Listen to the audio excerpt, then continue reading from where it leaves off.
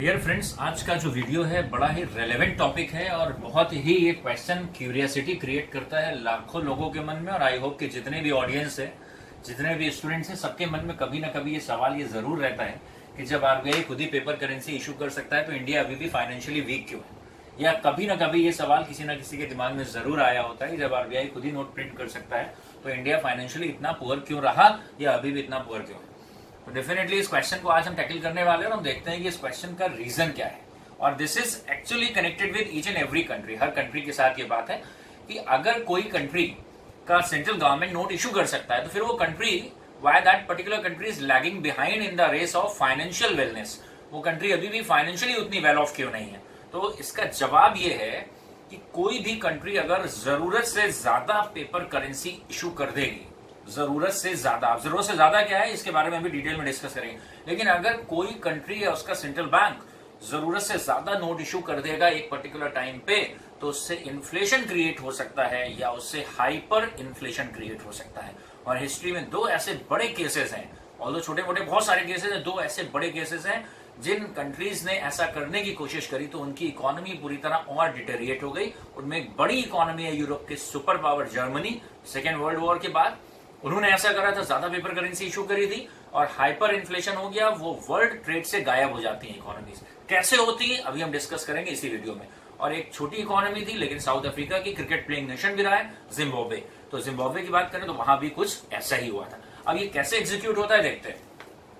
किसी टाइम पर मान लिया कि किसी कंट्री में 100 लोग रह रहे हैं और वहां पर किसी कंट्री में जितना गुड्स बनता है एक साल में, या जो एक साल में गुड्स और सर्विसेज की वैल्यू होती है, जीडीपी बोलते हैं उसको, तो हर एक कंट्री का सेंट्रल बैंक ये इंश्योर करता है कि जितना उसके यहाँ जीडीपी, जितना गुड्स और सर्विसेज प्रोड्यूस हो रहे हैं उसके बराबर जितना गुड्स हमारे यहाँ प्रोड्यूस हो रहा है, अगर 100 रुपए का गुड्स प्रोड्यूस हो रहा है तो हमें पेपर करेंसी भी लगभग 100 रुपए के आसपास की ही इशू करनी चाहिए। ये जनरल थ्योरी है।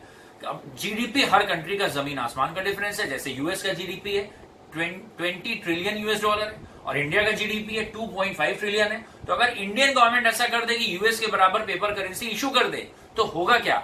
अब जरा ध्यान से आप सोचिए, यूएस का जीडीपी मतलब वहां जो गुड्स बन रहा है एक साल में उसकी वैल्यू है 20 ट्रिलियन यूएस डॉलर और इंडिया में बन रहा है कितना, 2.5 ट्रिलियन डॉलर।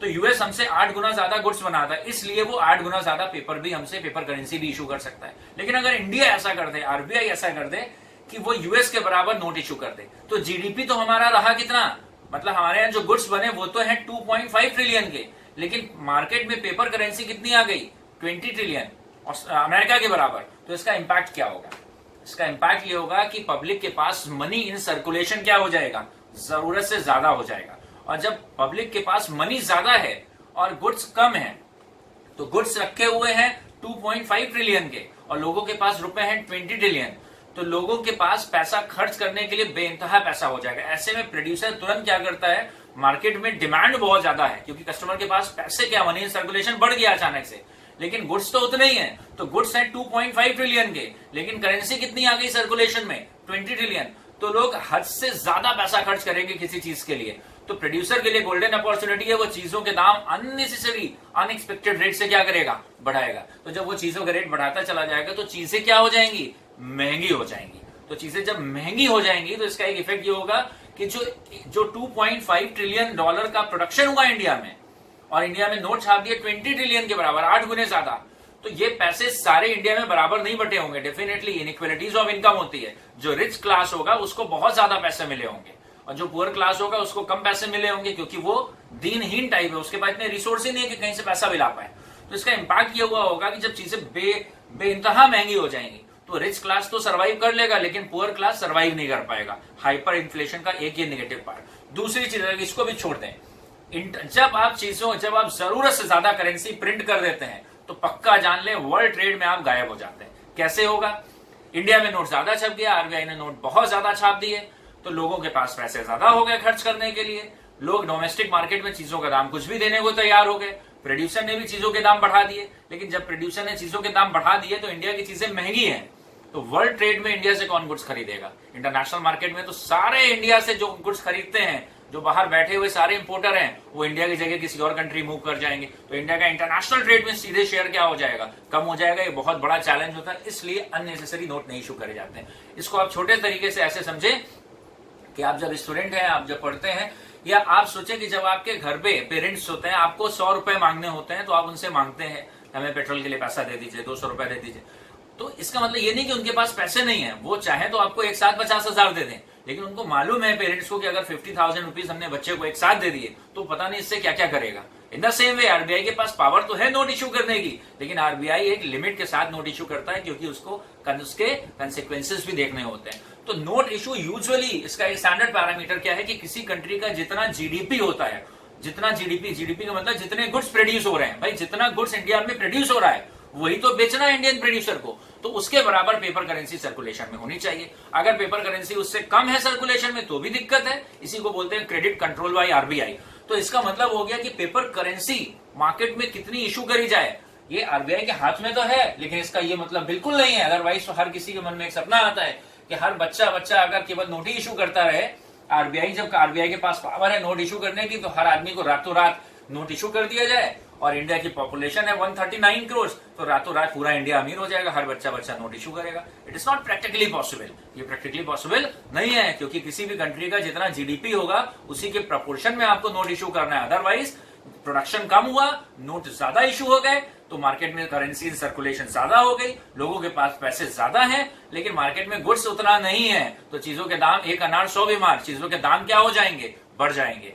गुड्स मार्केट में है 2.5 ट्रिलियन का और लोगों के पास पैसे हैं कितने, 20 ट्रिलियन, तो लोग बिडिंग करेंगे। कोई कहेगा ये गुड्स 100 रुपए का हम 150 में खरीदेंगे, कोई कहेगा हमारे पास बहुत पैसे हम 200 में खरीदेंगे, कोई कहेगा 500 में खरीदेंगे, तो चीजों के दाम क्या हो जाएंगे, बढ़ जाएंगे। हाइपर इन्फ्लेशन, जिससे मनी की परचेसिंग पावर क्या हो जाएगी, कम हो जाएगी।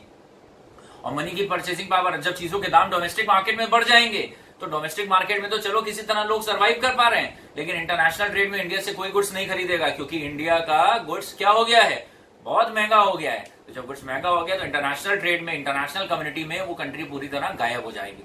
इसके कंसिक्वेंसेस को देखते हुए हमेशा जो आरबीआई होता है वो अपने जीडीपी के बेस पर नोट इशू करता है। डेफिनेटली अब 1990 में इंडिया का जो जीडीपी रहा होगा वो बहुत कम होगा, तो आप डेटा निकाल के देख लें, उस समय जो मनी इन सर्कुलेशन होता था वो बहुत कम प्रिंट होता था।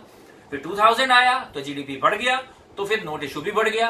2020 में हम लोग, अब जीडीपी इंडिया का 2.5 ट्रिलियन है, तो इस समय यहां पर भी क्या होगा, और बढ़ गया पेपर करेंसी। और अभी मोदी जी ने बोला है 2.567 ट्रिलियन पे हम लोग थे, 2.7 पे बोला है कि 5 ट्रिलियन इकोनॉमी बनाना है। तो जब 2.5 से हम लोग, या 2.7 से जब 5 ट्रिलियन इकोनॉमी पे पहुंचेंगे तो डेफिनेटली आप देखिएगा पेपर करेंसी और बढ़ जाएगी। But paper currency must be ensured, और the printing of paper currency must be ensured in accordance with growth in GDP, otherwise there will be consequences of hyper inflation.